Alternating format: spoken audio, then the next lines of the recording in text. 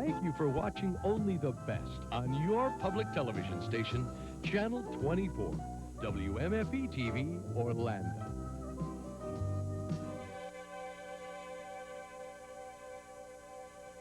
Funding for this program was provided by Mutual of America and its family of companies. The John D. and Catherine P. MacArthur Foundation, a catalyst for change. The Serdna Foundation, the Corporation for Public Broadcasting, and viewers like you.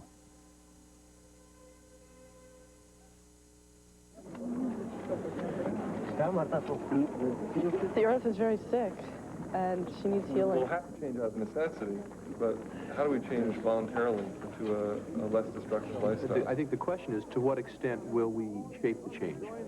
The earth is nearing its carrying capacity. The moral issue of the day is the global one, of whether or not we and other species will live and how well we will live. There needs to be a philosophic inner life has got to be expanded for your generation. Your success has to be defined in far more spiritual terms. Religion has often been on the side of claiming the sacredness of every individual human being while being willing to wipe out whole species of other creatures, as well as not being concerned really about ourselves as a species, among species. I grew up in Calcutta. It'd be a little hut of this size, maybe a family of 6 living, okay? You're going to tell some family of 6, now you don't expand the size of your family to 7. They're going to say, get lost.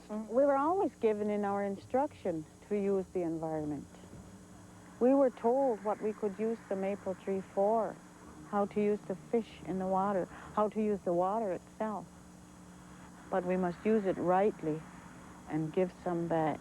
We're going to come into closer contact with nature, and we're going to challenge ourselves individually to live for something. And the spirit is not separate from us. He's here. It is here. The mother, the earth.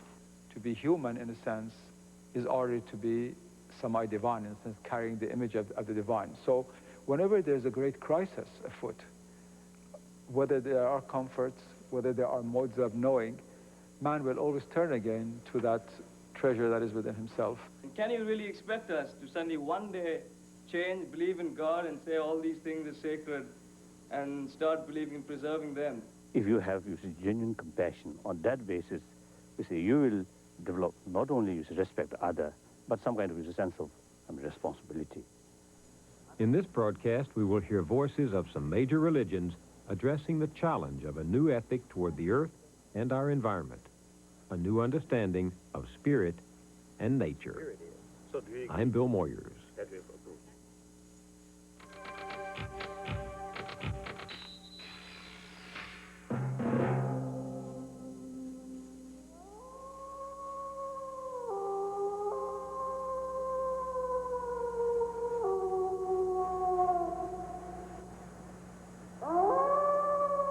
Endangered today in North America. And one of the questions is, will these predators be saved? And in his face, you see all the questions that the whole natural world asks us today. What are you human beings going to do with us wolves? Images and music, inspired by the mysteries and wonder of nature's creation.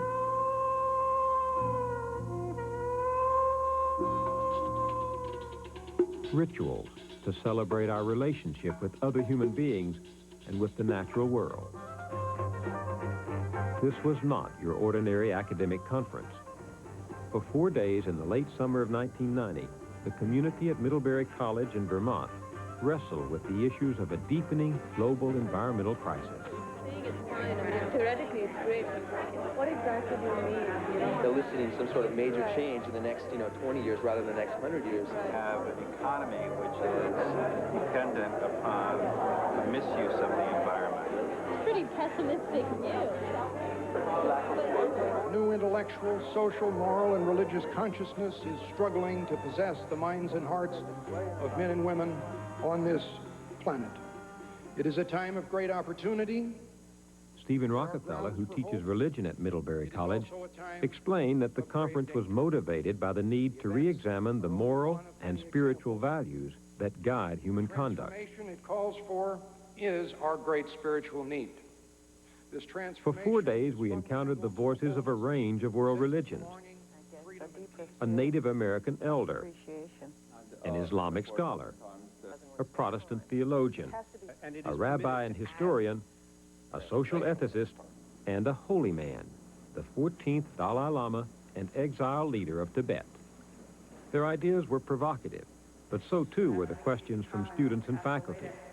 Revalue this providing for future generations. So that, is the reverence for nature in the younger people less than... I wondered if there was a word for religion in your language. Mass for the earth. Mass of the earth. It is the Great Mother celebration. The earth, the grasses, the seas, and the infinite variety of creatures are her body, incarnations of her being and creativity. Whether through ritual or the imagination of writers, artists, and musicians, the realities addressed by the conference took on another life. The symposium included a performance by the Paul Winter Consort, who create what they call earth jazz, combining jazz, folk, and classical styles with the recorded voices of the natural world. Endangered species like wolves, whales, and spotted owls. We were less inspired by the pesky species actually present.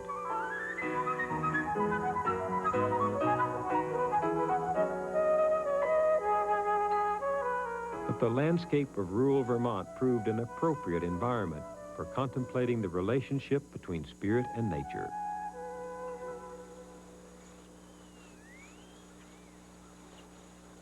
We are responsible for 7 generations in my tradition, 7 generations into the future. Our leadership must not make decisions that is going to bring pain or harm or suffering 7 generations in the future. And this is a cause for great concern among my people, for we live in a dominant society, and I mean dominant, because they feel dominant over the rest of the elements of the creation. Audrey Shenandoah is an elder of the Eo clan of the Onondaga, one of the 6 nations of the Haudenosaunee, or Iroquois Confederation. She teaches Onondaga language and culture at a school near her home in Syracuse, New York. But there are many of us who have this great concern for what is happening to our Mother Earth. There are many of us who know a relationship, a very real relationship to our Mother, the Earth, and all of the elements. And it's a I was struck as you talked about how you referred in your native language to our brother, the sun, our mother, the earth, our grandfather, the thunder. What does it do to someone's sense of the world to speak in terms of personal kinship? My grandmother was about 60 years old when I came to her as an infant. So that's all I heard in our home. My grandfather and her company, of course, were all elder people. And so I just heard this all the time without really paying attention to it. You mean they actually referred to our mother, the earth, our brother, the sun? Oh, yes. Yes. This is the way the earth is looked at and referred to. That helps me to understand why when Black Elk talked about how when you step out on you, the earth, you do so every step is a prayer. Every step is a prayer. That you help me to see that that's just the natural way you treat something that's part of your own family. Something that's sacred. I work with little children, you know, and one time I was trying to understand if these children knew the word sacred and its meaning. So I asked them, what does sacred mean to you? What do you know in your life that is sacred? And most of them said, my mother. And how do you treat something that is sacred to you? And their answers were really, really something that made me almost brought tears to my eyes, because they talked about protecting their mother, not letting their mother get hurt, and loving their mother. And this was from little children, like kindergarten and first grade. So when I talked about the sacred Mother Earth, I wanted to be sure they knew what the word sacred meant. And they said that their mother was sacred to them. What does that tell you about their sense of the sacred? What is the sacred? This mother was the very center of these little children's universe. And she was sacred to them. So I think that probably the center of your being. This is a Chinese painting. This idea of the sacred in nature permeated the conference. It was also here in the visions of artists working in different media from across the globe and through the centuries. Earth, land, water, all. One enduring symbol that shows up in many cultures is the tree of life. The centerpiece, the great trunk, if you will, of the tree of life. And it is for us a metaphor, if you will. Syed Hossein Nasr is a native of Iran and a scholar of Islamic art, philosophy, and science. The tree of life, he explained, is woven into this Persian prayer rug. Oftentimes the motive of the tree was used because the Quran compares the cosmos explicitly to a tree whose roots are firm in the heavens and whose branches spread to the whole of the universe. And this symbolizes the participation of the whole of the cosmos in the prayer. This image is made from the remains of rainforest trees in Brazil. And if you will, it's the tree of death, a symbol of the whole spiritual crisis that faces the contemporary world. You mean recent burning of the forest? Yes. This was just done a year or so ago. And it's a Polish artist who works in Brazil named Franz Kruszko. It's very powerful. The destruction of one part of creation affects other parts in ways that the science of today has not been able to fathom. Trained in physics and math at MIT and in the history of science, both Western and Islamic, at Harvard, Nasr said that it is Western modern science that has monopolized our view of nature, separating nature from the sacred, from the divine. Man cannot save the natural environment except by rediscovering the nexus between the spirit and nature and becoming once again aware of the sacred quality of the works of the supreme artisan. And man cannot gain such an awareness of the sacred aspect of nature without discovering the sacred within himself or herself, and ultimately the sacred as such. Thank you.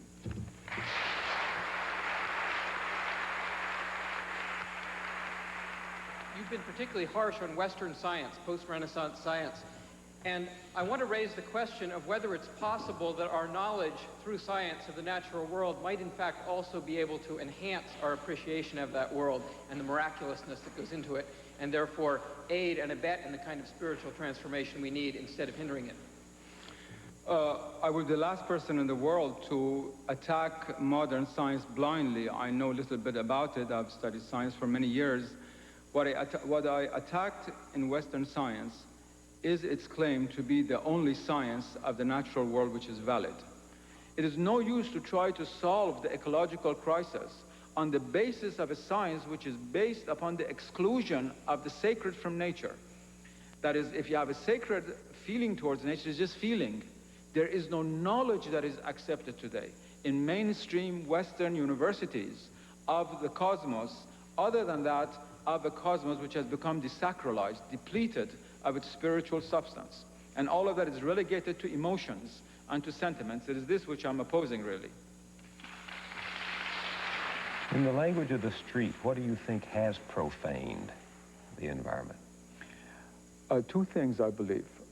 First of all, on the theoretical level, you might say, the emphasis in education from the childhood on, from kindergarten on, that nature is no longer the enchanted world that a child almost automatically experiences, which other civilizations, including Western civilization, try to preserve for the older person through poetry, art, and science, even before modern times. That this was converted to a kind of attempt to demystify nature from early times, to to change everything to simply objects which are easy to understand and to manipulate, and therefore to destroy, in fact, the feeling of something sacred in the natural environment, which I think is innate to the human being. That's why the little child takes that joy in colors and chirping of birds and singing of flowers and so forth. This, I think, is one. And the second is the... Enlightenment is the culprit?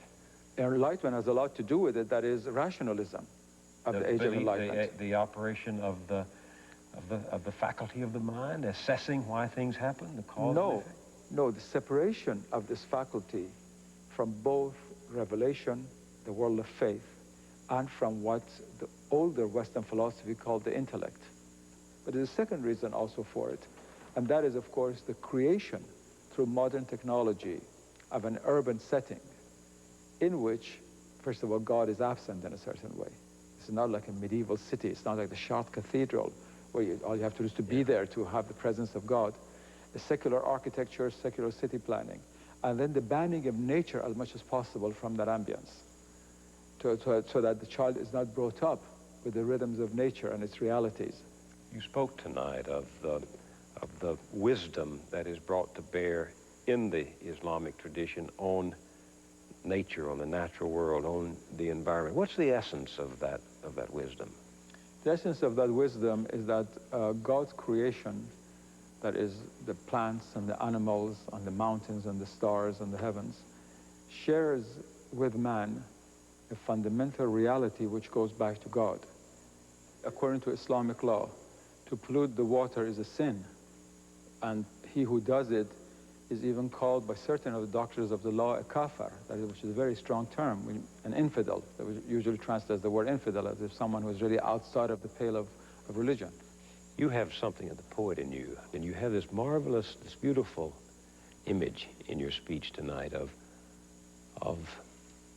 the visible world is like a campfire in the dark of the night on the desert from where many of your people came. Tell me about that image. The person who has been in the desert without electric lights and artificial lighting, especially during the nights of beginning of the lunar month, when the moon is not full, there is pitch darkness, deep darkness, which surrounds the human being. And when you create a campfire, as the Bedouin Arabs did or the American Indians did, you have a flickering light that surrounds you immediately. But the light, as the flames go up and down, in a sense is punctuated by this vast darkness that is beyond it. And one feels how limited this little glow is. Now that darkness should not only be taken in a negative way. It is a symbol of reality as the invisible, as the unmanifested, therefore God's reality. Whereas the light here appears as the manifested, as that which we can see and we can feel. And anyone who's had this experience can see how this is a symbol of the vastness of the invisible world vis-a-vis the visible world in which we live.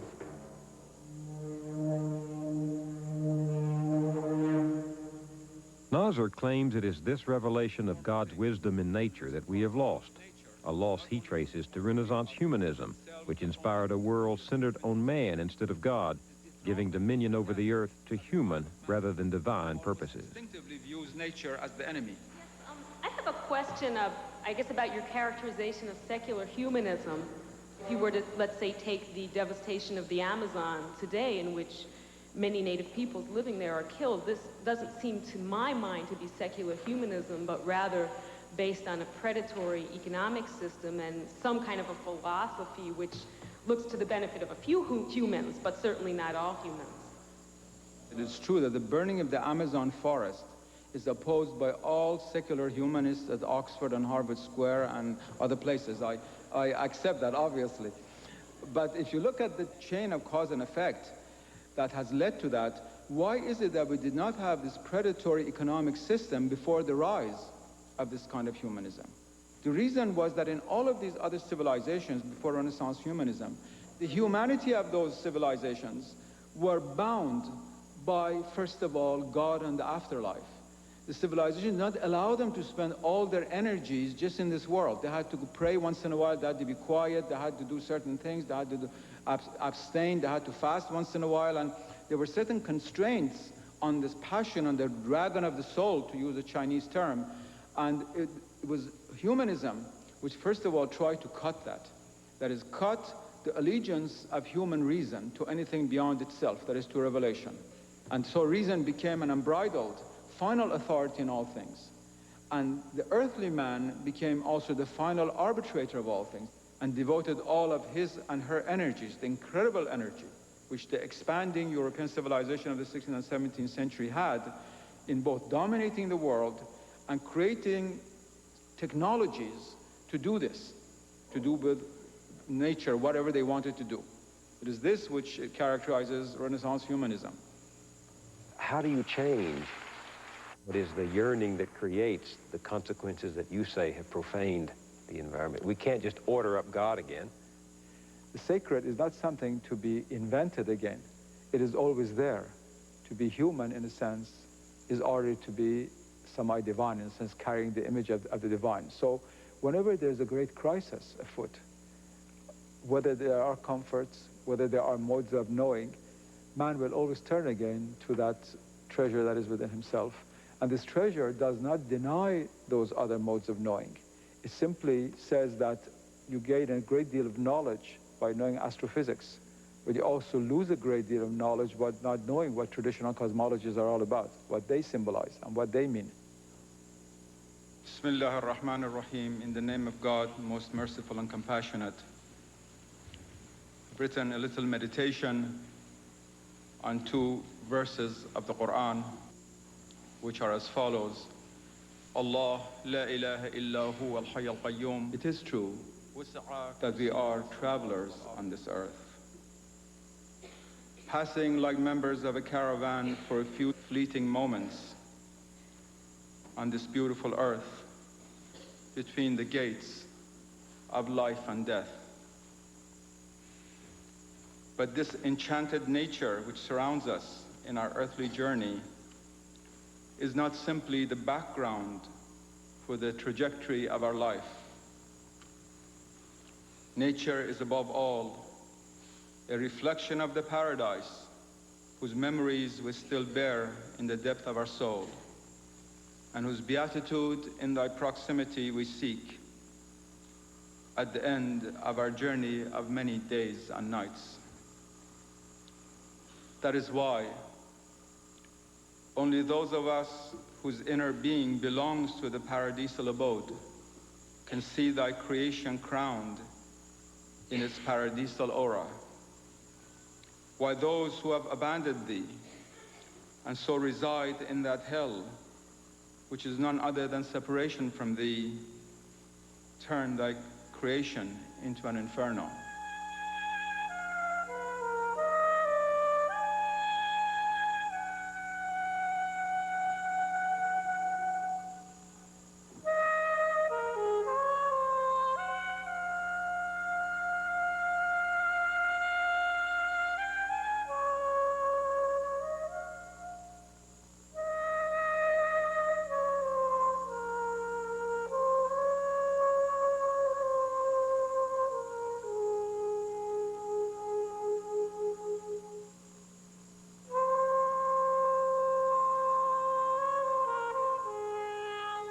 I certainly don't want to see the end of the human experiment.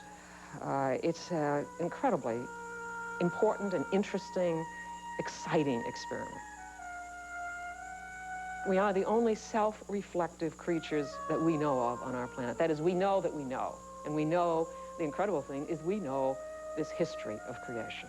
We know this about ourselves. And that's a fantastic thing to know. If you think about the awesomeness of the universe, you think about the 15-billion-year-old history and what's coming, you think, well, who are we? We're puny. We're unimportant. And there's a kind of diffidence that sets in, a kind of moral diffidence even. It isn't worth struggling for. I mean, we're just a blip on the screen. I think that's a kind of, I don't know, to me, a kind of decadent aestheticism.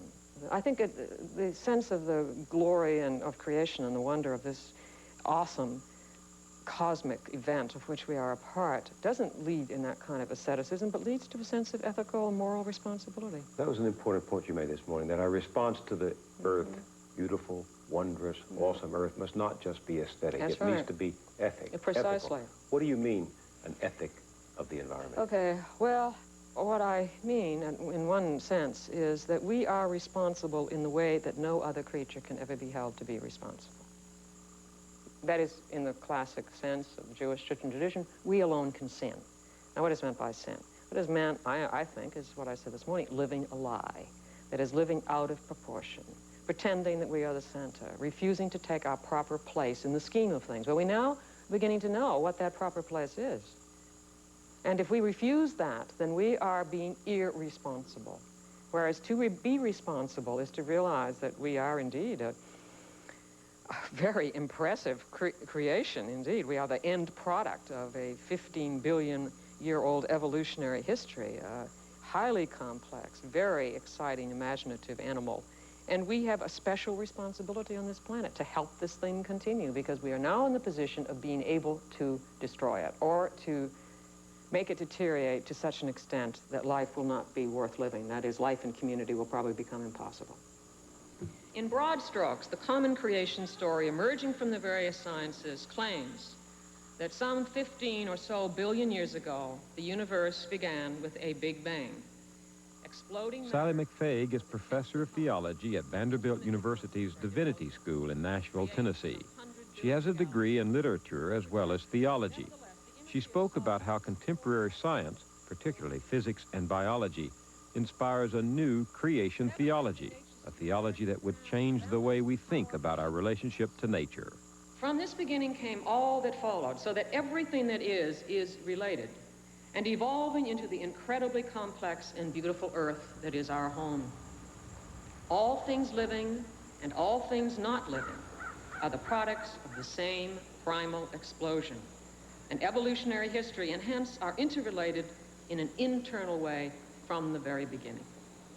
We are distant cousins to the stars, and we are near relations to the oceans, plants, and to all other living creatures on our planet.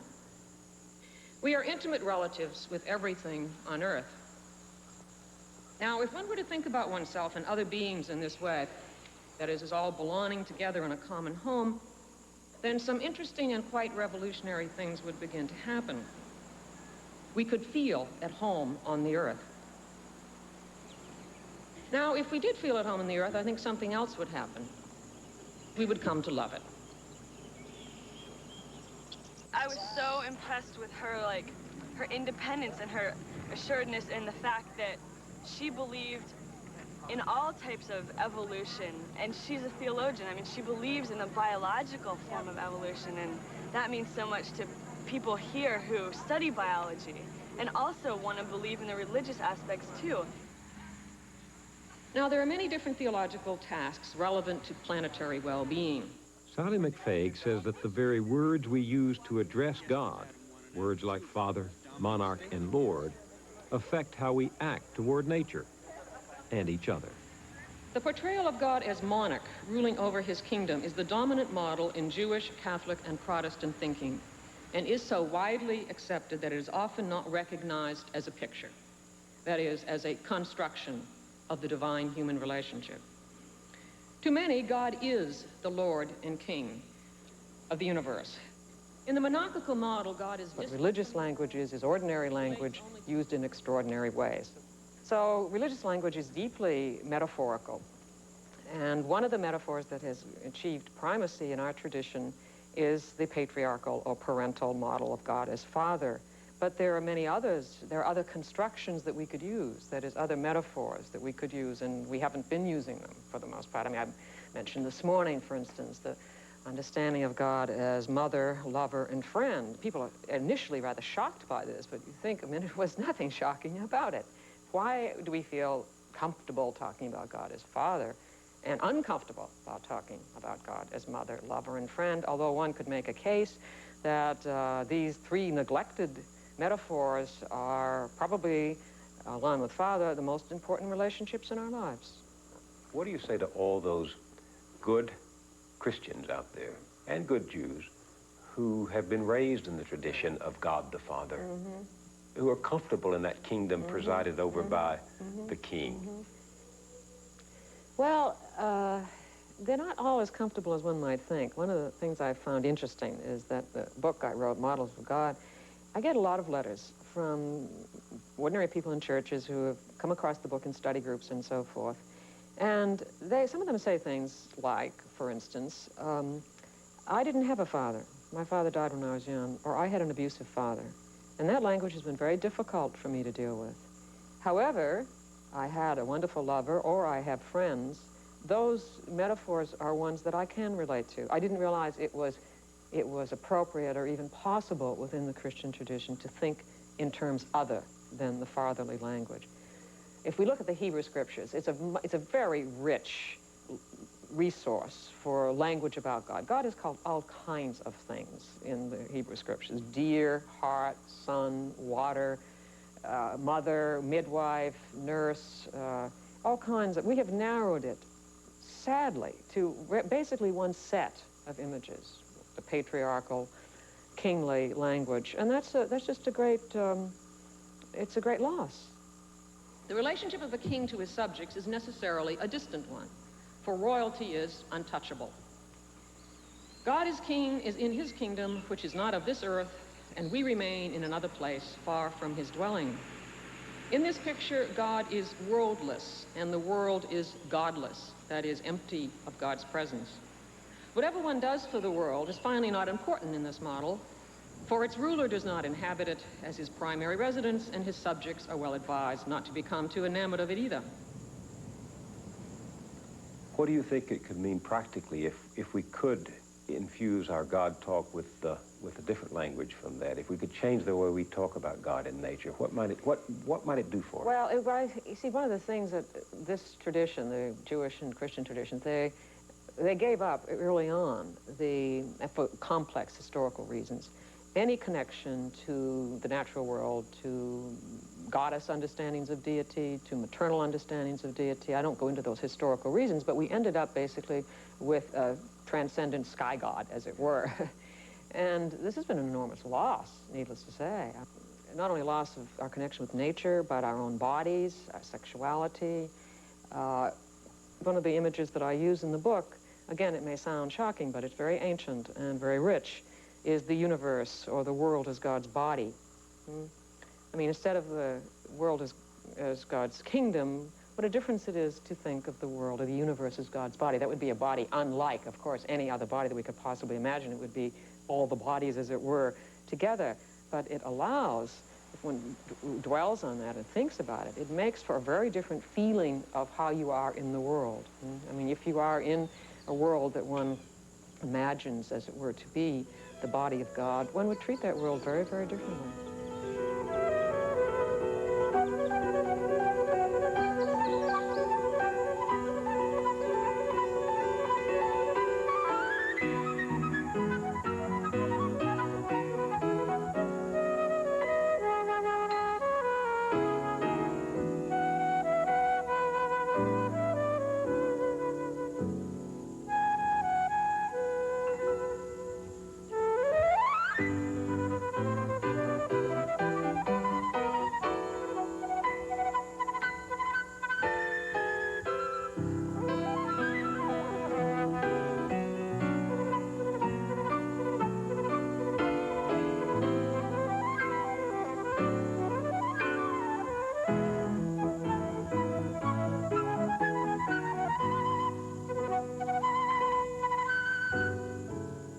The Dalai Lama yesterday, in my interview with him, referred to Earth as Mother.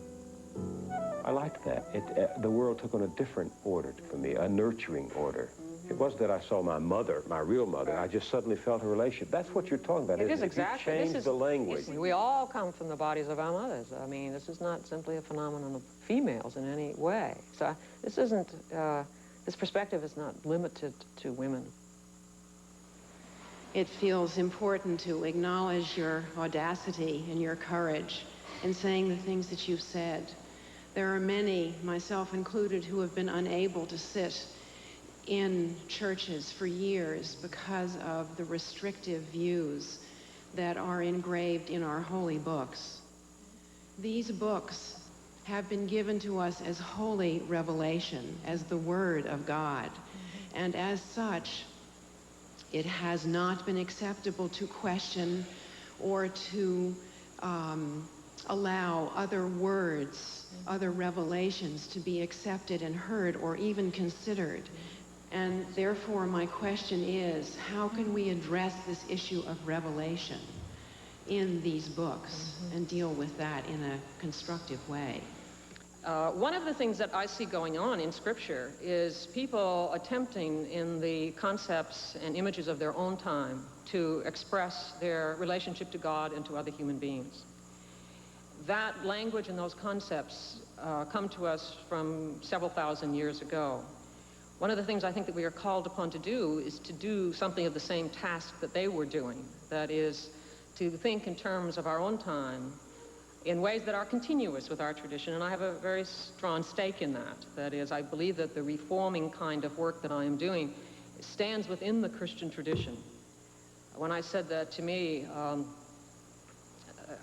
the basic, as it were, good news of the Christian faith is that God is on the side of life and its fulfillment of all of creation. Thank you. Why, if Christianity misrepresents metaphorically and through its tradition so badly the proper relationship of man and God, man and nature, God and nature, why stick with Christianity at all? There are many who have left for precisely the reasons that you are suggesting. I am a student of H. Richard Niebuhr, who, among other things, said Christianity is our religion. That is, the Jewish and Christian traditions are the main traditions of the West. I stand within that tradition. It is the story of my life, as well as, in many ways, the story of our Western civilization. It isn't as if I had, therefore, in a way, had the choice to simply pick up and become a Buddhist or Taoist. I want to stay with this tradition long enough to see whether it is salvageable. The enrichment that the tradition gains by talking about God as mother, lover, and friend is immense. And as I say, something that most religious traditions have included. Therefore, I'm simply saying I don't think it's that all radical.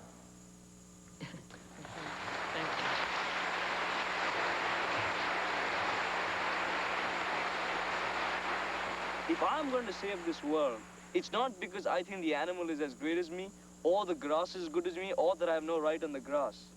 If I'm going to save it, I'm going to save it for myself, and only for myself, and only because I think human beings, no matter what, are the greatest creation in this planet. God isn't going to move me to do something. Whatever happens, it's coming from inside me. I don't feel a spirit is pushing me to do anything. So with this whole symposium in religion, in my mind, I haven't connected the two in the sense because I don't feel a divine force is going to push me now to do anything. I think that it's very important that the symposium is called Spirit and Nature, and not God and Nature. And I think that Sally McFay made a really important point that actually I don't think it's compatible with what you guys were saying. She was saying not to use the metaphor of king as God, because that removes God from us, but to use the metaphor as mother and home and lover. And therefore, God is not separate from us, and he's not separate from within us. And the Spirit is not separate from us. It's not a king. It's not some guy that's up there. He's like, here's a carrot, baby. You can do it. Save the world, and you get this heaven carrot. You know, it's not like that. He's here. It is here. The mother, the earth. And it's not a God that's removed from us. It's a God that's nurturing us and that's loving us. Shabbat is the Jew's country home. That's where he decompresses. The clock stops and silence descends, and it permits one to find one's voice, find one's friends and family, and join together in community. And we will daven this evening in community. This is a service that is connected to nature. As we read the Psalms, you will find some beautiful allusions to the natural world. We will begin with the lighting of the Shabbat candles.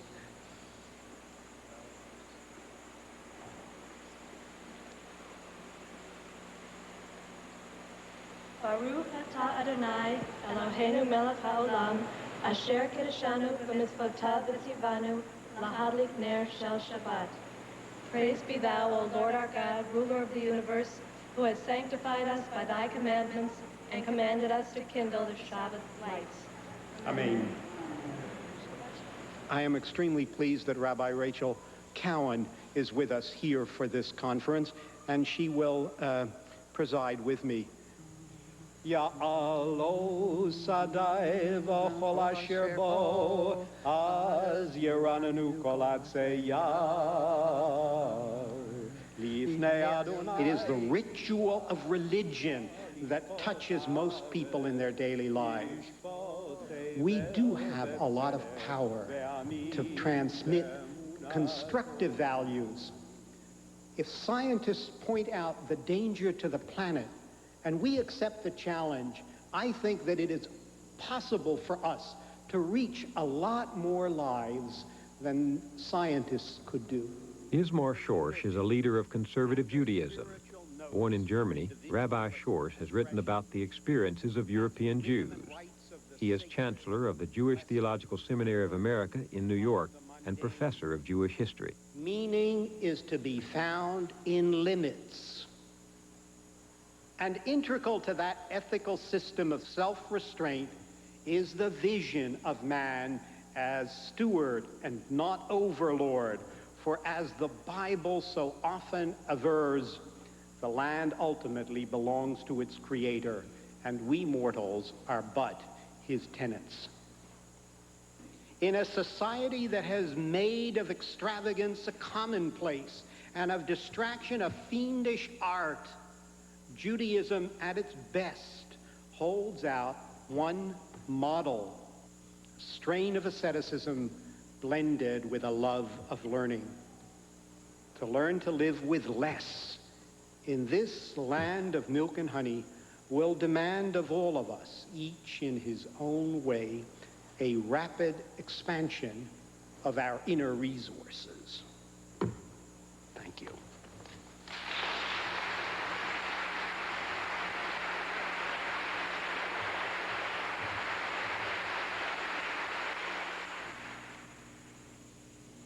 I would like your commentary on the sense that I have that it's going to be difficult for my generation to respond to this crisis because we're afraid to adopt a standard of values.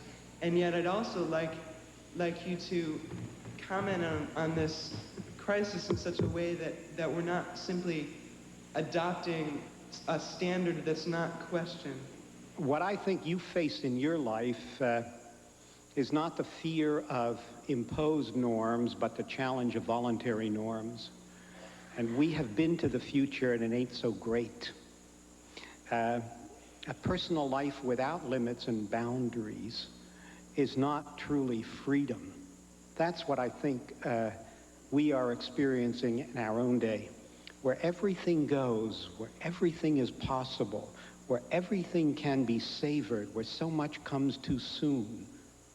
We're not very happy. And I think that the quest for personal meaning that pervades your generation is a healthy one. It reflects a realization that without the adoption of personal constraints, of personal values, of self-imposed limits, life is not going to produce much meaning. That is what I think the teaching of Judaism amounts to. It seems that if any of the changes that you're suggesting are to take place, a substantial transformation needs to take place in the economic community. And I'd imagine some bitter resistance in that particular area. I was wondering if you see this change as necessary and how you feel it should be done. Look, all I can do is share my anxiety with you.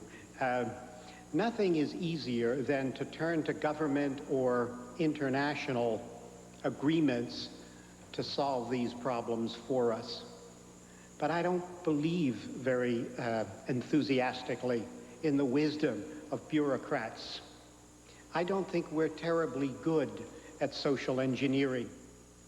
I believe that ultimately the key to this problem, at least in the West, where our dilemma is prosperity, the key here is not what government has to do for us, but what we have to do for ourselves, out of a recognition that what every individual contributes is of ultimate significance.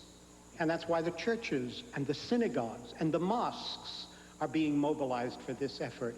As consciousness is raised, we will rein in our appetites, and the social consequence will be of immense benefit to all of us. Thanks.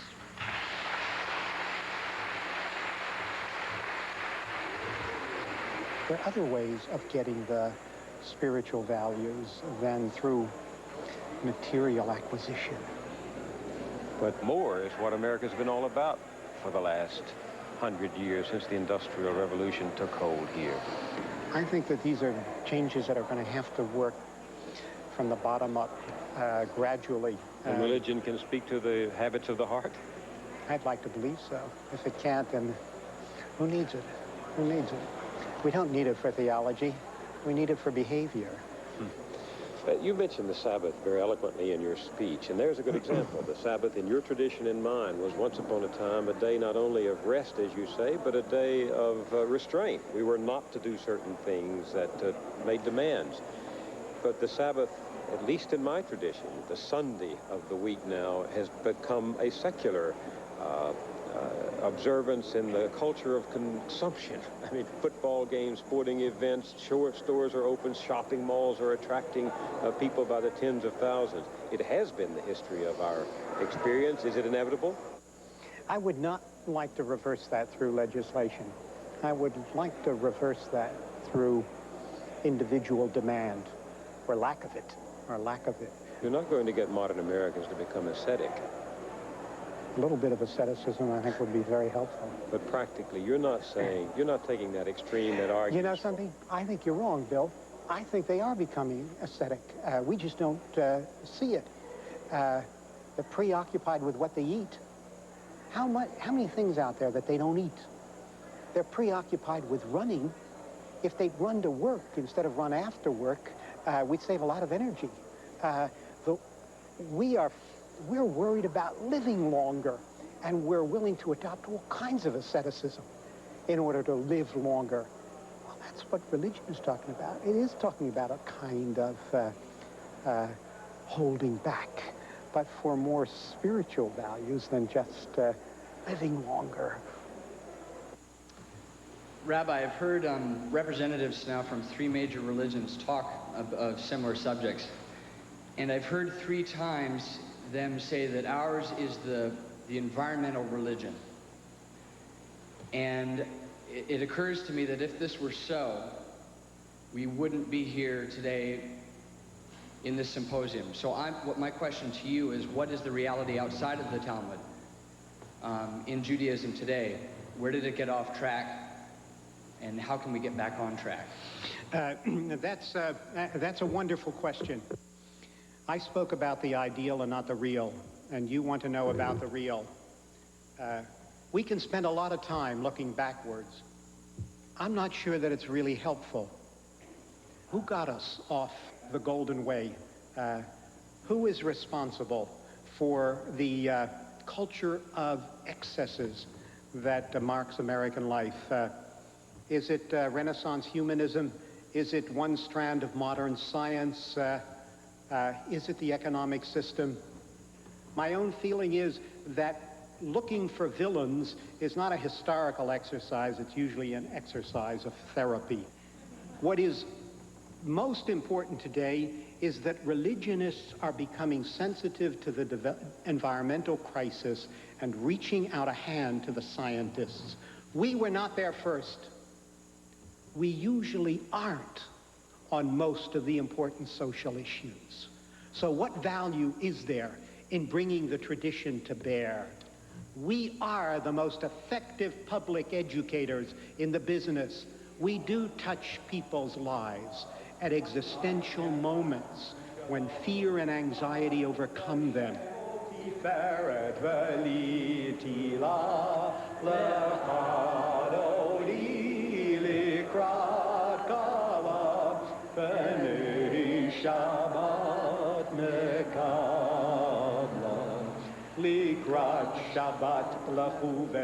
All of these traditions are rich enough to find values and rituals and texts that address the ecological dilemma.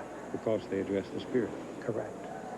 They address the place of the human being in the cosmos.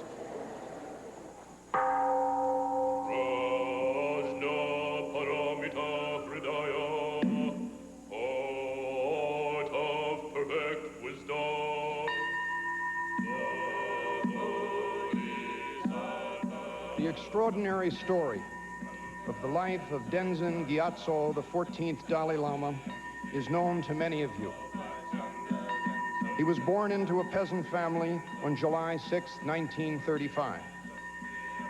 However, at the age of 2, he was identified in accordance with Tibetan tradition as a reincarnation of his predecessor, the 13th Dalai Lama. Accordingly, he received a new name, Dedzun Jamphel Nawang Lobsang Yeshe Tenzin Gyatso Dalai Lama.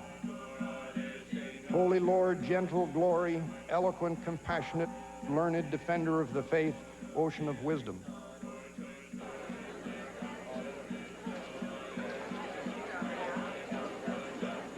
I came with my parents who came all the way from Philadelphia.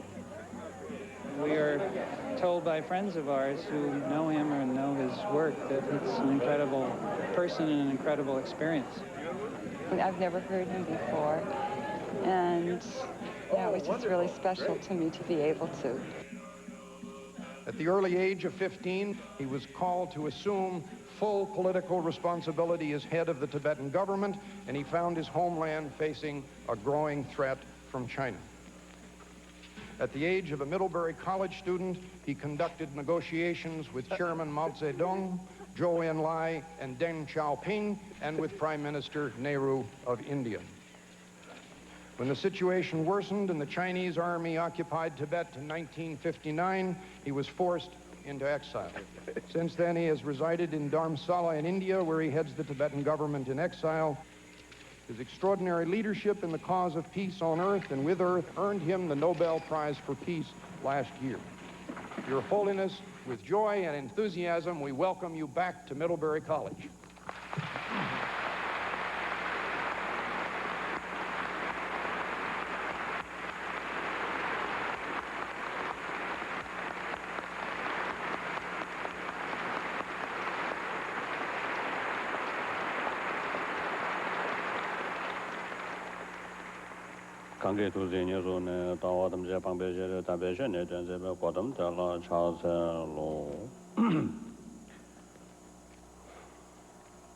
Brothers, sisters, I think you come here with some expectation.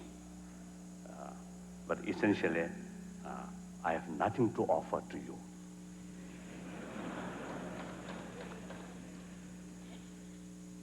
Simply, I try to share some of my own experience and my view. You see, taking care about planet is nothing special or nothing sacred or nothing holy. It is something like taking care of our own house. We have no other planet, no other house except this. Although you see a lot of distance, a lot of problem there, but this is our only alternative. We cannot go other planet.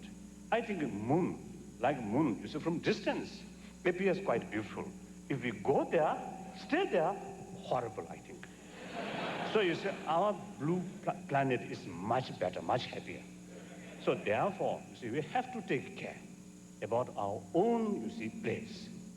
Is there anything in the Buddhist scripture that encourages a way to look at the environment? Is there anything that Buddhism has to say in particular today? Firstly, Buddhists very much respect not only human being, but all, other sentient beings. All sentient beings? Yes, all sentient beings. By sentient beings, you mean? As insects or birds or animals, things like that.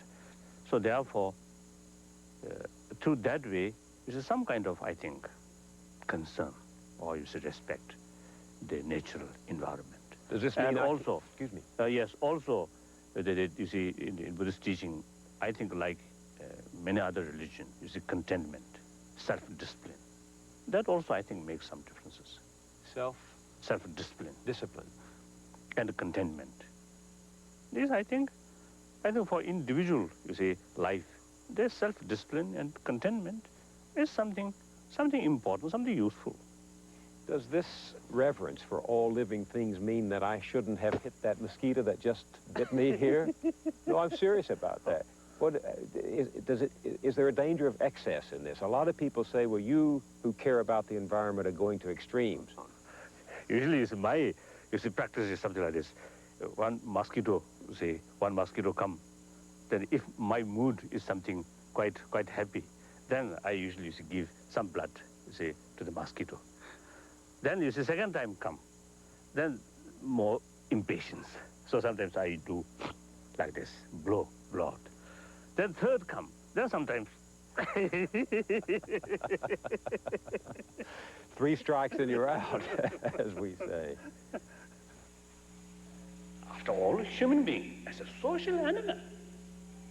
I often telling my friend that, no need to study philosophy or these, professional, complicated, subject. Just to look, those innocent animal or insect, like certain ants or like bees. And sometimes I really develop some kind of respect to them. How? They have no religion, no constitution, no police force, nothing. But because their nature existence, nature law of existence, is you need harmony. You need, sense of responsibility. Because of nature. So they accept nature. They follow according nature's system. Nature what to say? I think nature way. We human beings. What is wrong? We have such, intelligence, human intelligence, human wisdom. But I think we often use human intelligence in the wrong direction. As a result, in a way, we are against, we are doing certain action which essentially against the basic human nature. Again, I always feel... Spiritual democracy. That's a wonderful term in your own conversation. Spiritual democracy. What do you mean by that?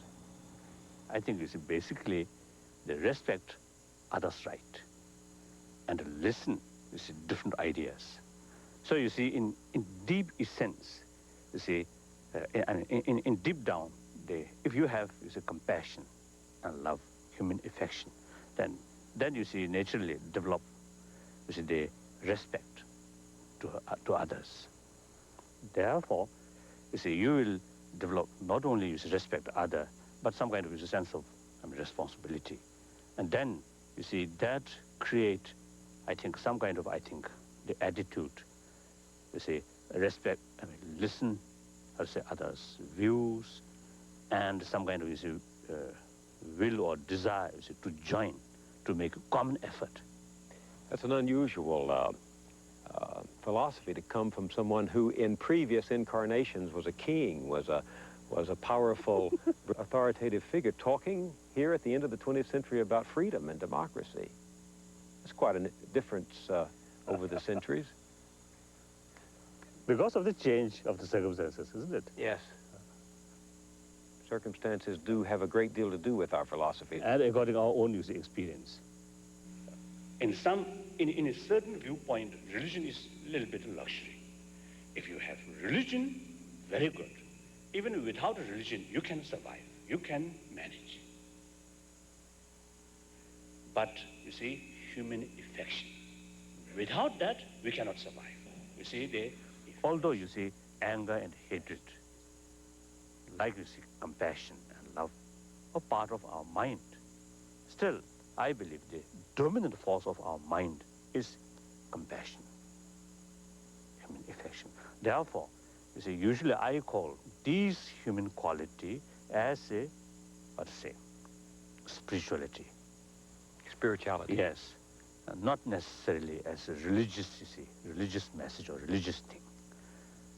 So in that sense, now you see, science and technology with human affection will be constructive. Science and technology under control of hatred will be destructive. Are you suggesting that religion, like science, is a tool for the human being, and that it is through an act of will that we use religion to transform attitudes from hatred to love, from jealousy to sharing? Is religion a tool like that? And if so, how do we learn to use that tool for good purposes? If we practice religion properly, and I think yes, properly, or genuinely, then religion is not outside. Religion is here. So I think essentially, or essence of any religion is good heart. Sometimes I call, you see, love and compassion is a universal religion. That's my religion. Complicated philosophy, this and that, sometimes it creates more trouble, more problem. So, you see, if these, you see, sophisticated philosophy become useful for development of heart, good heart, then good, then use fully. If these complicated, you see, philosophy and system, you see, become obstacle for good heart, then better to leave it. This is I feel. Do you think it's wrong? I don't think it's wrong.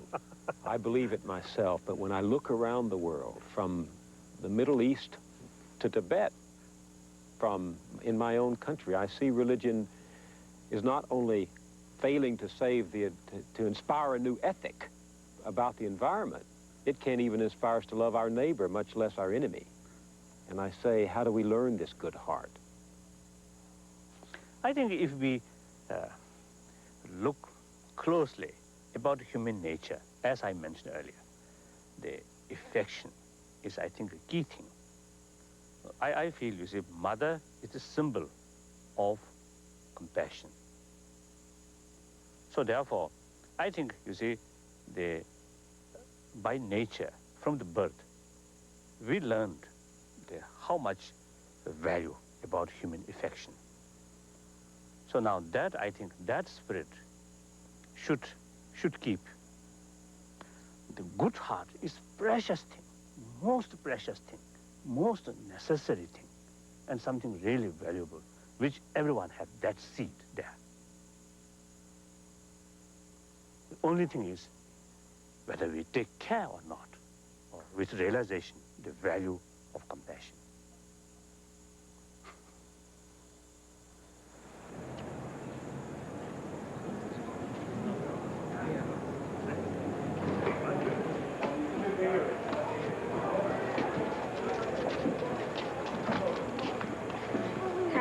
For me, this week, the embodiment of the conference was the Dalai Lama. He wore simple clothes. He had simple dignity about him. I think that is the essence of what we're talking about, is humanity. First part, now second part. Let's say, meditate on compassion. I realized I was kind of frustrated halfway through the conference because I was thinking, well, you know, what's happening here? I'm not hearing what I want to hear. But then hearing him talk, I realized that what he said was so simple, and yet it was so profound. He talked about responsibility. That was his focus. Responsibility towards, in your life, taking responsibility in every way towards your fellow man, towards the earth, and everything that you do. Does it require a holy man to connect us intimately to the world around us? I think it's a powerful symbol. Yeah. You know, I think you need a symbol. I think symbolism is important in life, and for me, he is a symbol. I don't think you necessarily require a holy man only. It's a symbol. It's the simpleness and the humanity that you require, but not necessarily a whole. Has this week caused any of you to think that there's something holy in you?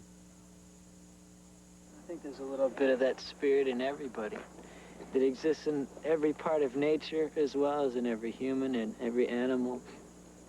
That's innate to all of us. We're all neighbors. We're all a part of this earth, and we need to come together and just realize that. That will be a first step to all our problems if we come together as neighbors.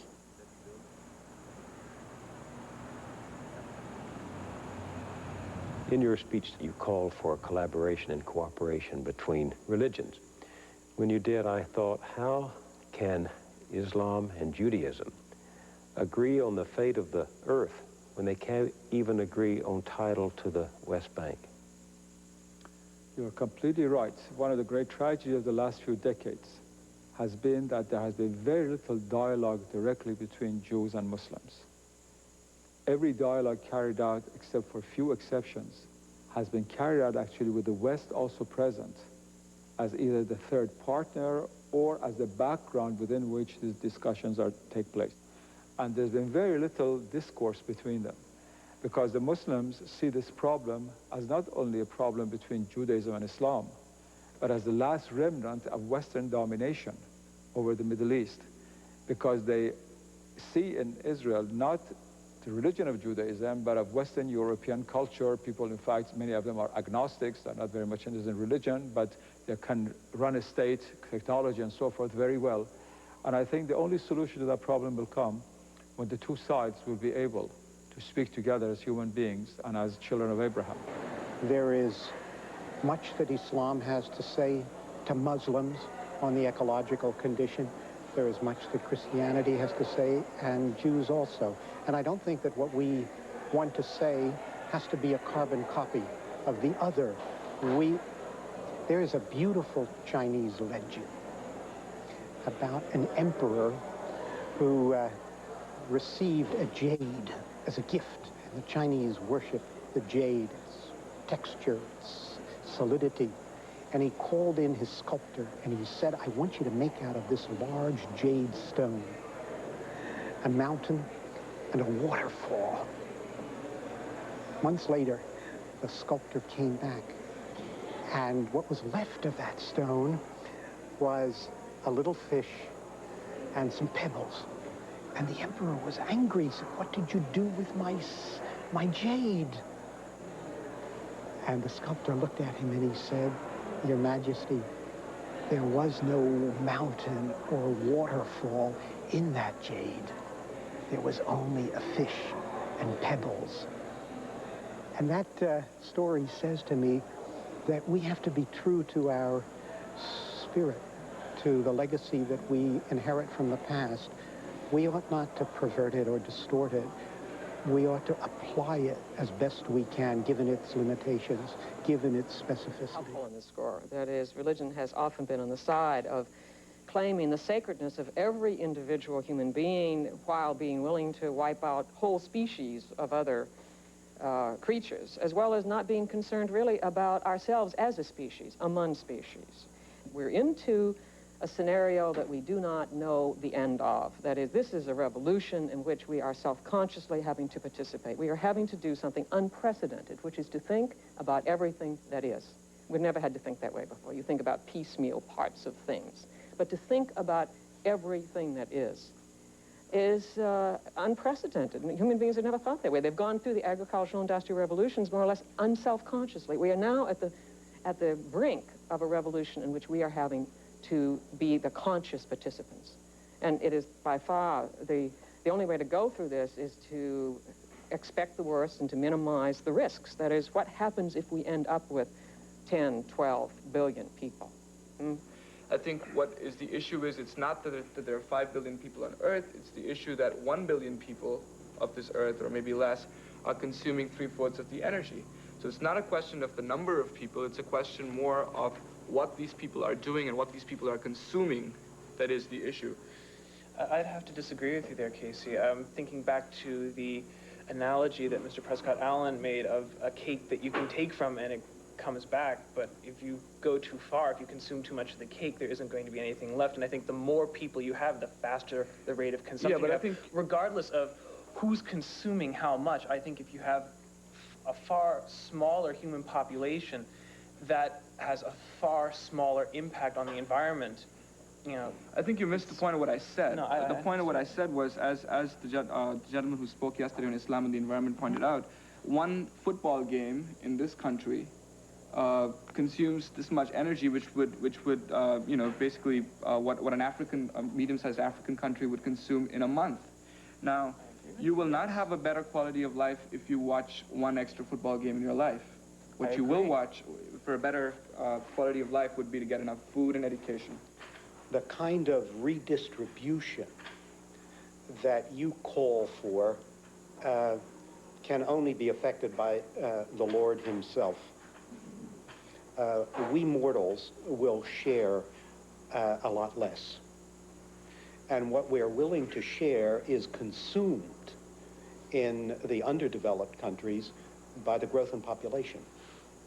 So the problem cannot be addressed only by redistribution. The common meal is designed to be a celebration of the gift of life here on planet Earth. It is a time for thanksgiving and rededication of ourselves to the life of this planet and the great community of life of which we are all a part.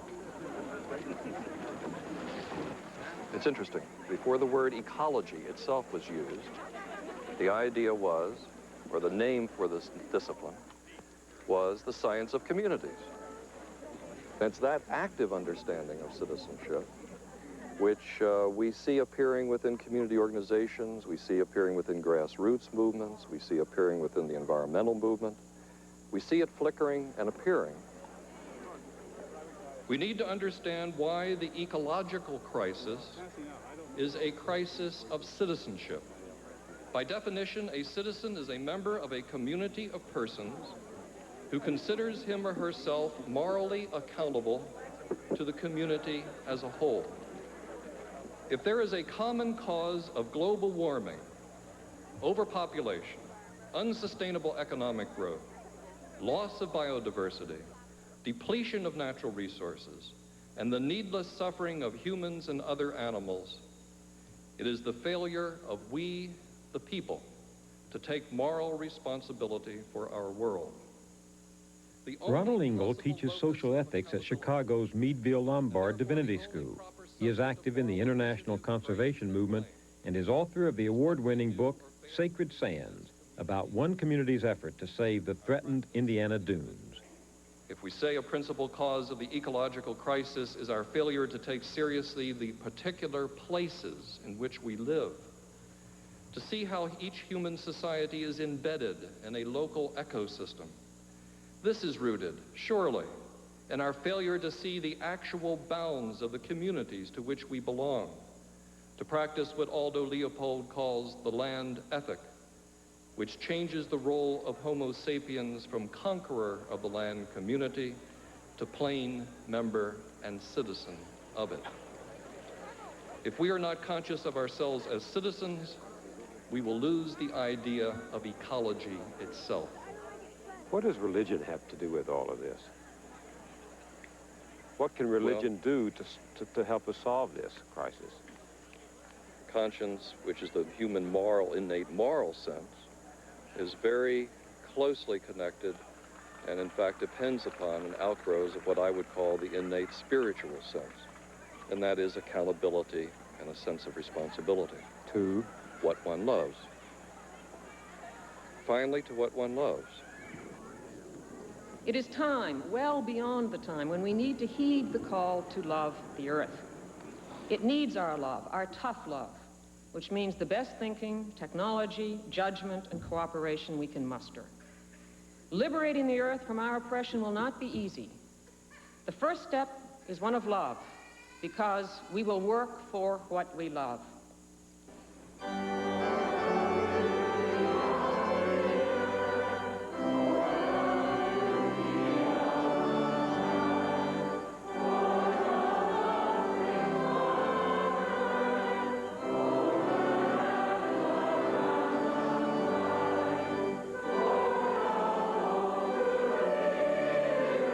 You saw people from very, very different backgrounds and from different settings sitting together in one place. If not for anything, even the ritual. The very fact that they could all sit in one room and appreciate each other. I mean, most of the time we are always, you usually, let's be frank about it, usually you'll always have a Jew never sitting next to a person of the Islamic faith. One night, Jonas Ole Sadamaki, a Maasai elder, and I sit around the fire telling stories. My people worship trees, he says. It was the tree that gave birth to the Maasai. Grasses are also trustworthy. In the very earliest time, when both people and animals lived on Earth, a person could become an animal if she wanted to, and an animal could become a human being. Sometimes they were people, and sometimes animals. May there be peace in the heavens, peace in the skies, and peace on earth. May the waters be peaceful. May the grasses and herbs bring peace to all creatures, and may the plants be at peace also.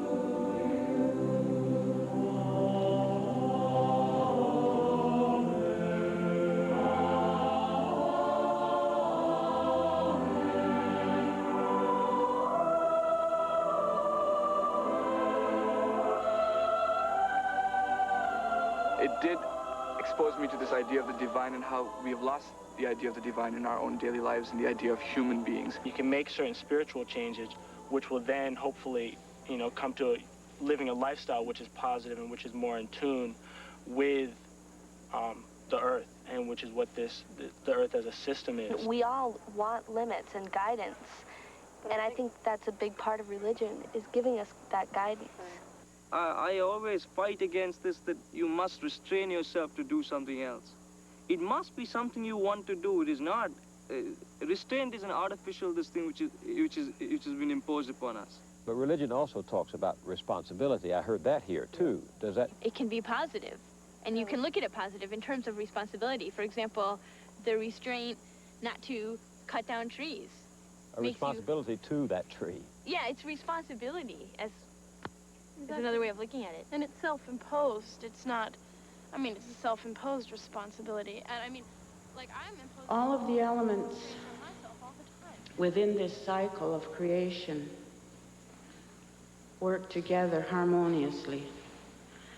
And our balance, our place to keep the balance, is to use them right, to use them wisely, and to remember to give thanksgiving.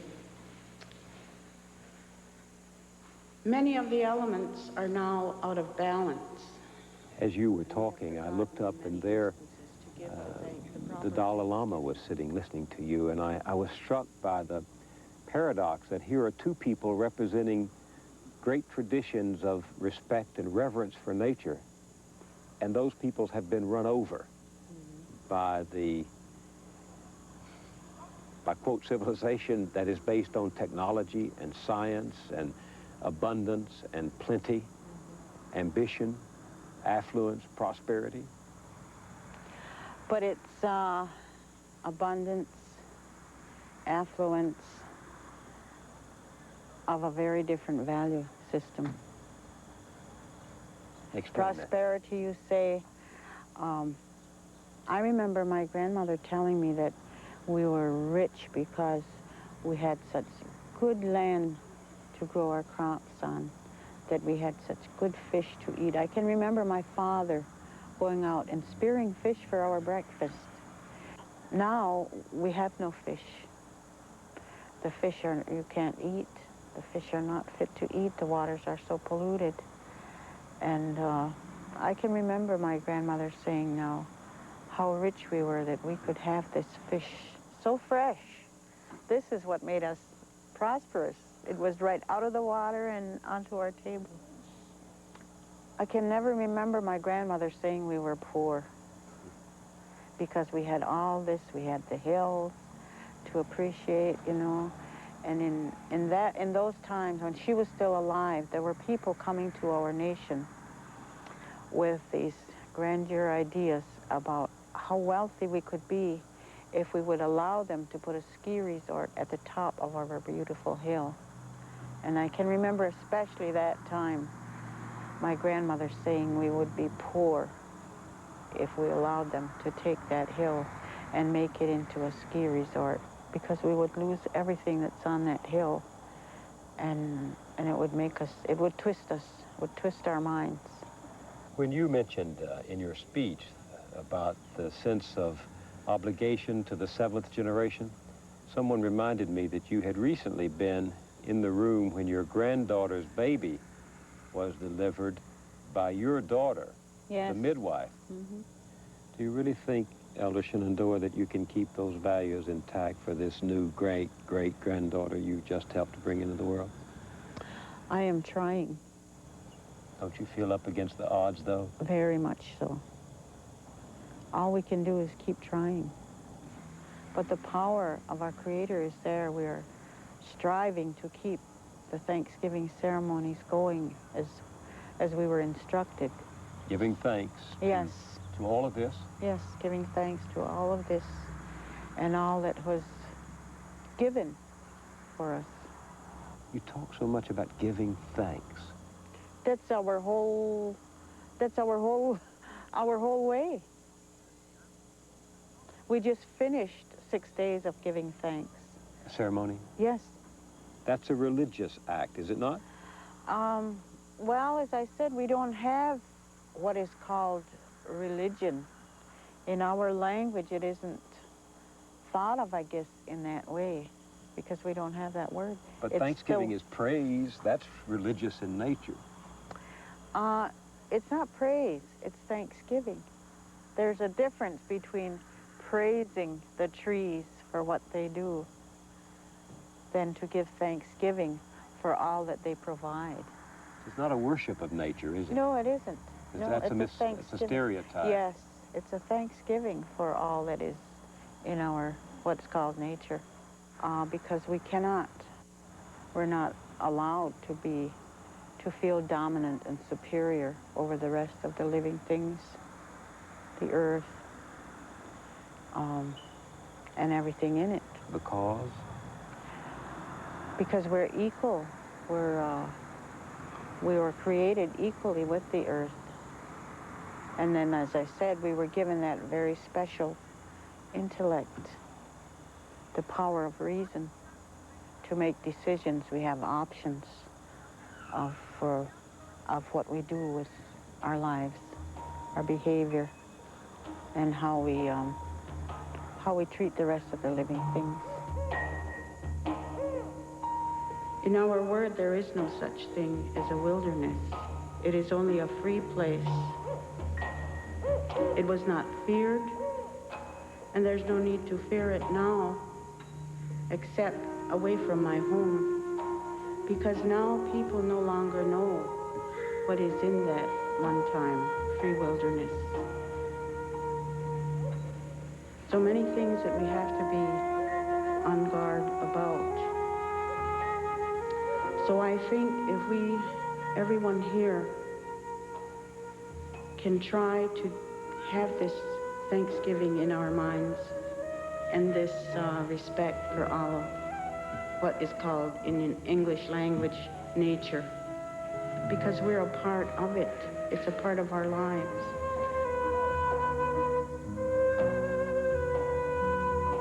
But somehow we have to get the message to those who are in command of the technology and the industry. We have to somehow reach and soften that thinking that they have, if it is possible.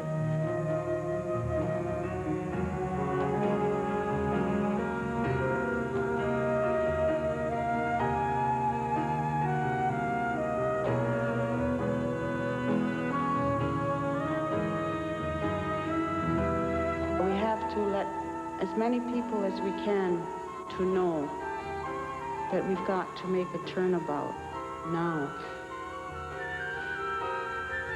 Don't need to.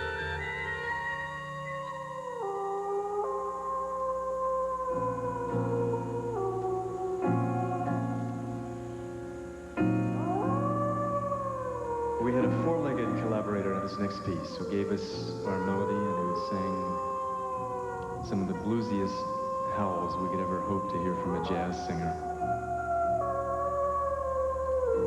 And I wanted this music also to reflect the gentle side of these creatures who have been for so long mistreated and misunderstood by us.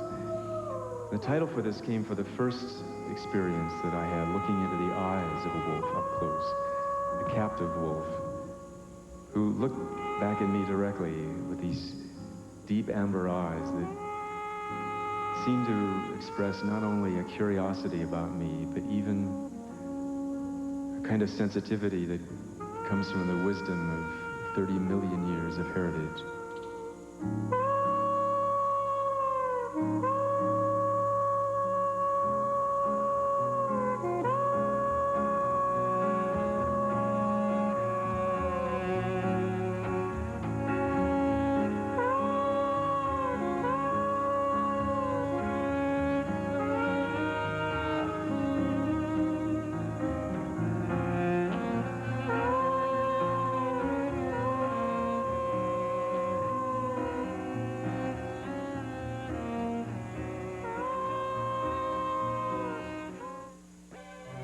Funding for this program was provided by Mutual of America and its family of companies. The John D. and Catherine T. MacArthur Foundation, a catalyst for change. The Serdna Foundation, the Corporation for Public Broadcasting, and viewers like you. Spirit and Nature is available on VHS video cassette for $29.95. plus $3.50 shipping and handling.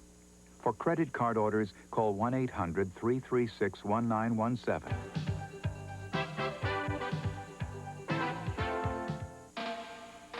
And by Publix.